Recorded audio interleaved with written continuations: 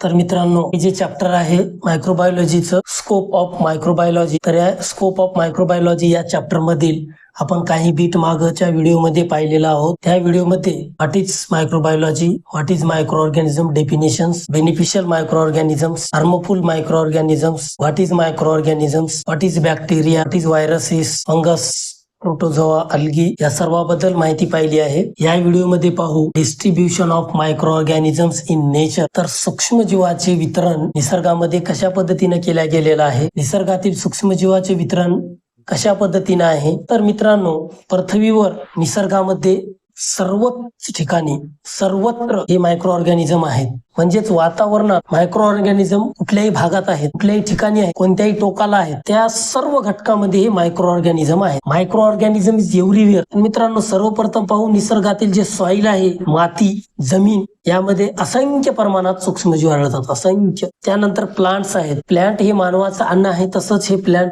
सूक्ष्मजीवांचं सुद्धा अन्न आहे. प्लांटच्या वर म्हणजेच खोड असेल, पान असेल, फूल असेल, फळ असेल, त्या सर्व ठिकाणी मायक्रो ऑर्गॅनिझम आहे. त्यानंतर आहे वॉटर, जे पृथ्वीवरील पाणी आहे त्या सर्वच पाण्यात मायक्रो ऑर्गॅनिझम आहे. काही विशिष्ट प्रक्रिया केल्यानंतर त्याच्यातील जे मायक्रो ऑर्गॅनिझम आहेत ते किल करता येतात, म्हणजे नाहीसे होतात. ते वॉटर जर सोडलं तर सर्व जे नैसर्गिक नॅचरल वॉटर आहे त्या सर्व वॉटर मध्ये मायक्रो ऑर्गॅनिझम म्हणजे सूक्ष्मजीव प्रेझेंट आहेत. वेगवेगळे तलाव, नाले, नदी, समुद्र अशा सर्व ठिकाणी हे मायक्रो ऑर्गॅनिझम प्रेझेंट आहेत. त्यानंतर आहे मित्रांनो ॲनिमल्स आणि ह्युमन्स. ह्युमनच्या शरीरामध्ये मायक्रो ऑर्गॅनिझम आहेत. ॲनिमलच्या शरीरामध्ये शरीराच्या वर मायक्रो ऑर्गॅनिझम आहे. हे मायक्रो ऑर्गॅनिझमचा जो फ्लोरा आहे, जी मायक्रो ऑर्गॅनिझमचा ग्रुप आहे, या विशिष्ट अवयवावर मानवाच्या वर किंवा मानवाच्या मध्ये हे सूक्ष्म जीव प्रेझेंट आहेत. म्हणजे जी हवा आहे, पृथ्वीवरील एन्व्हायरमेंट मधील जी हवा आहे त्या हव्यामध्ये मायक्रो ऑर्गॅनिझम पसरलेले आहेत. त्यानंतर मित्रांनो, एक्स्ट्रीम एन्व्हायरमेंट म्हणजे एक्स्ट्रीम कंडिशन, अतिशय कंडिशन,